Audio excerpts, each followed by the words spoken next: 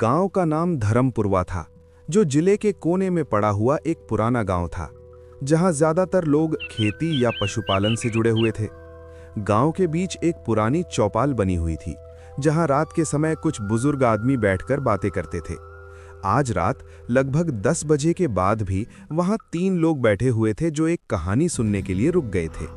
उनमें एक 70 साल के बुजुर्ग थे, जिनका नाम भैरव प्रसाद था। उनका 11 साल का पोता गोपाल था और पड़ोसी का 24 साल का बेटा रमेश भी उनके पास बैठा हुआ था। दादाजी, आपने कल जो कहानी आधी छोड़ी थी, आज उसे पूरी बताइए, क्योंकि मुझे समझ नहीं आया कि आगे क्या हुआ था। आपने कहा था कि एक आदमी को जंगल की गुफा में छोड़ दिया गया था, लेकिन उसके बाद क्या हुआ ये नहीं बताया। मुझे ये भी समझना है कि गांव वाले उस आदमी के बारे में गलत कैसे मान गए। आप आज पूरी कहानी बताओ, बिना बीच में रोके हुए।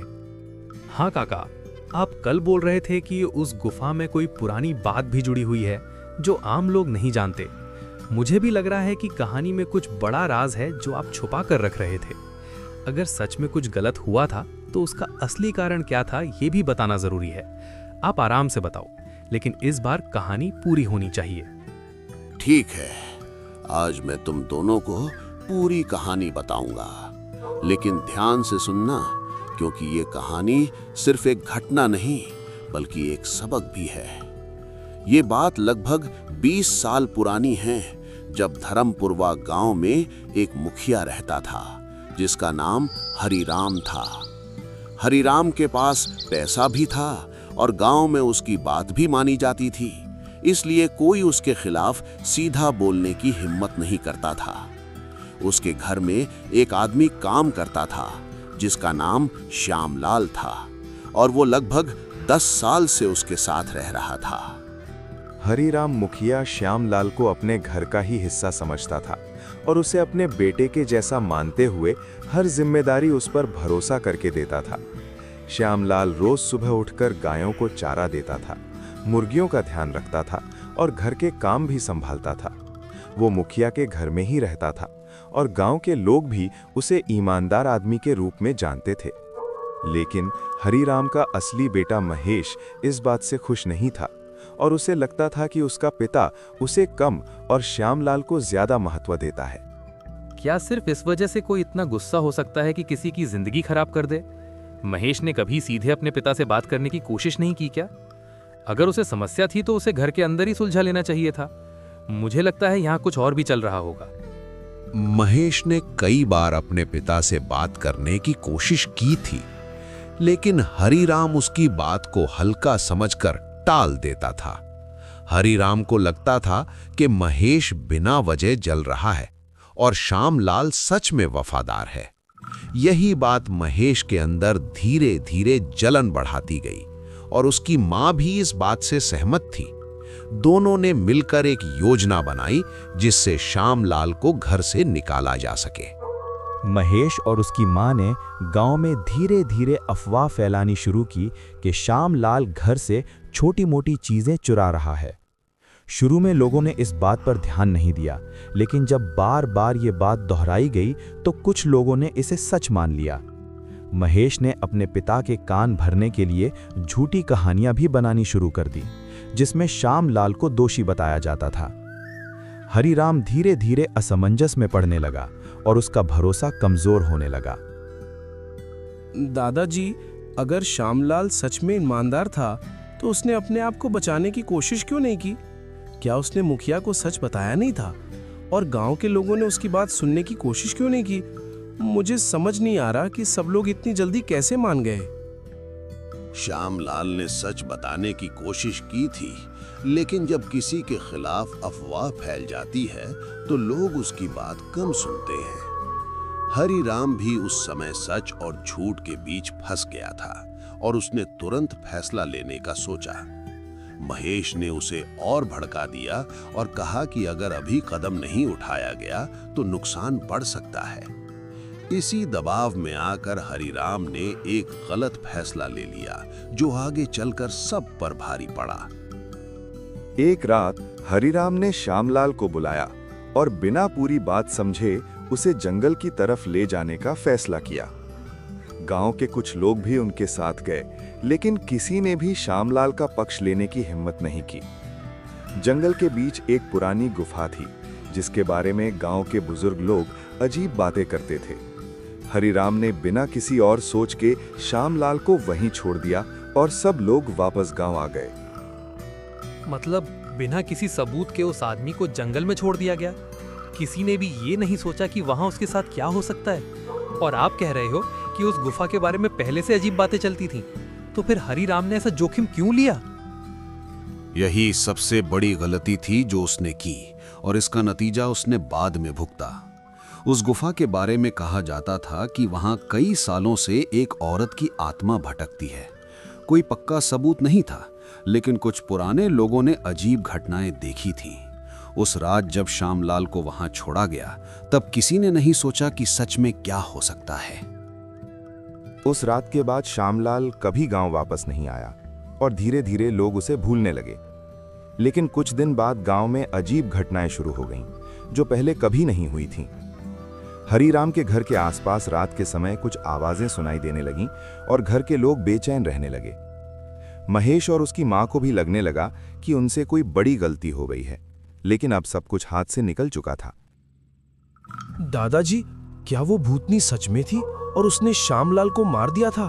और क्या उसके बाद वही भूतनी गांव में आने लगी थी?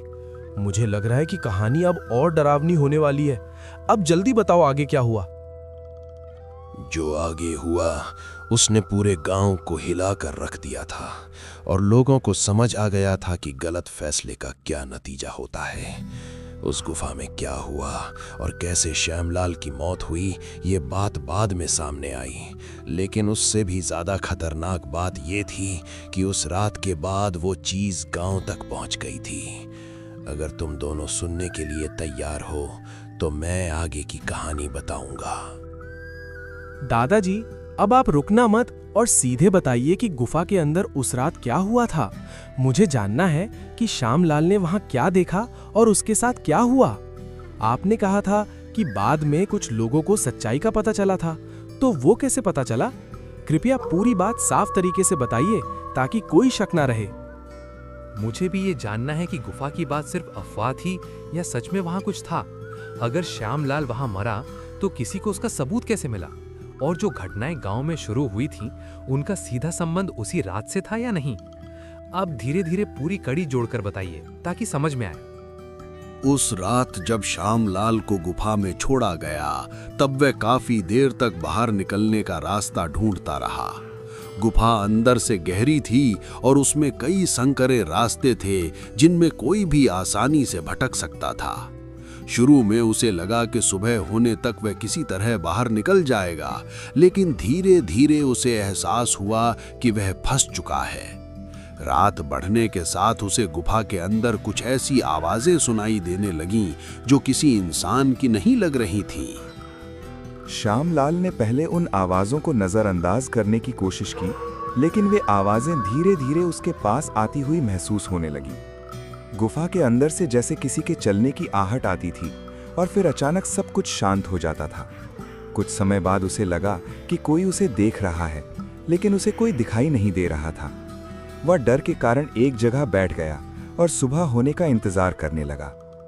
मतलब किसी ने भी उस घटना को अपनी आंखों से नहीं देखा, तो फिर ये सब कैसे पता चला? अगर श्यामलाल वहीं मर गया था तो उसकी लाश किसे मिली? और उस औरत की परछाई की बात किसने बताई? मुझे लग रहा है कि कहानी का असली हिस्सा अब सामने आएगा। 3 दिन बाद गांव के कुछ लोग जंगल में लकड़ी लेने गए थे और उन्होंने गुफा के बाहर कुछ अजीब निशान देखे। जब उन्होंने अंदर जाकर देखा तो उन्हें श्यामलाल की लाश मिली, जो सामान्य हालत में नहीं थी। उसके पास कुछ खरोंच के निशान थे और उसके चेहरे पर डर साफ दिखाई दे रहा था।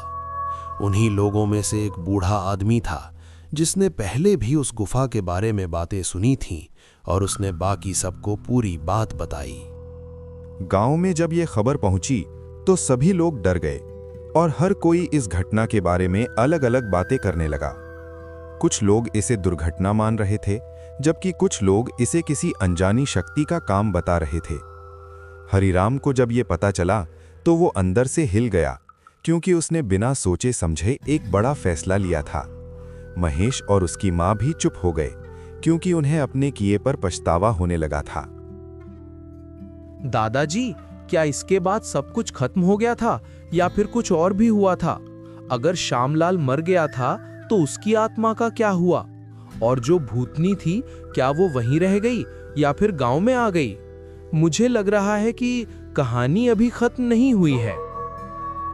कहानी यहीं खत्म नहीं हुई थी, बल्कि असली परेशानी तो उसके बाद शुरू हुई थी। श्यामलाल की मौत के कुछ ही दिनों बाद हरिराम के घर में अजीब घटनाएं होने लगीं।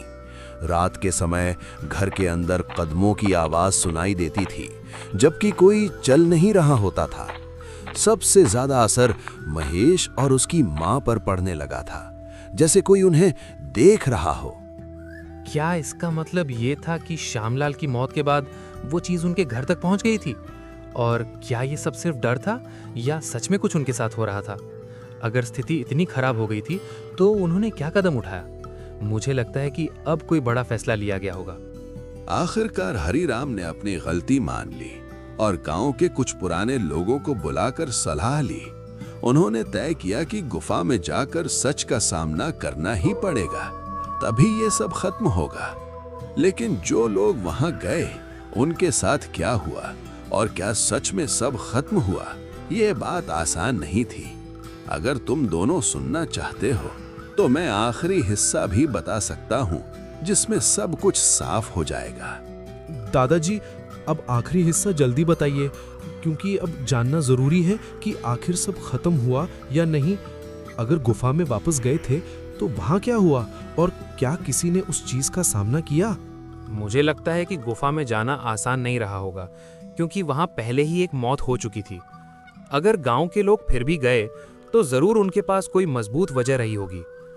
आप बताइए कि कितने लोग गए और वहां पहुंचकर उन्होंने क्या देखा? और सबसे जरूरी बात यह है कि क्या उस समस्या का कोई हल निकला या नहीं?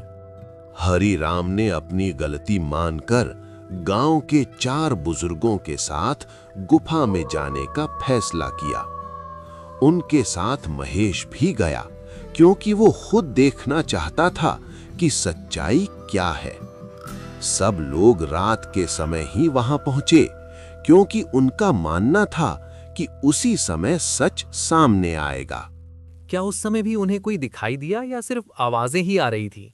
मुझे लगता है कि वहां कुछ ऐसा हुआ होगा जिससे सबकी सोच बदल गई। आप आगे बताइए कि गुफा के अंदर असल में क्या सामने आया।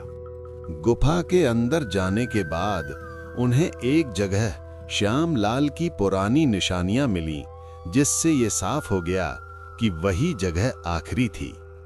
उसी समय उनके सामने फिर वही औरत की आकृति दिखाई दी, जो धीरे धीरे उनकी तरफ बढ़ रही थी।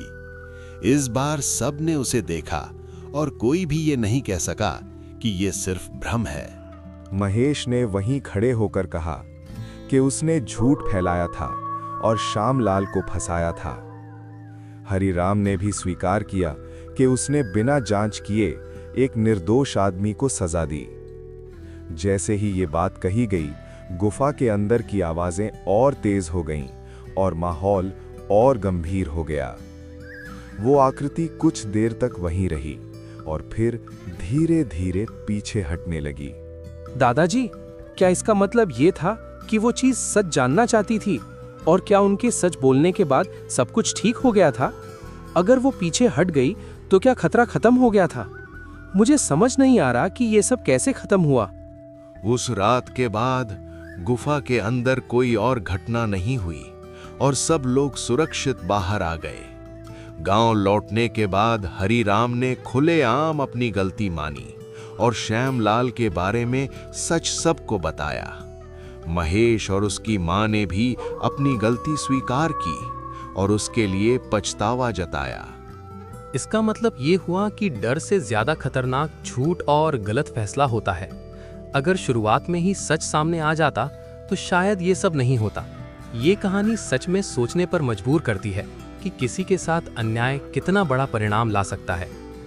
काका, आपने जो बताया वो याद रखने लायक है। दादाजी, अब समझ आया कि बिना सोचे समझे किसी पर भरोसा या शक करना कितना गलत हो सकता है।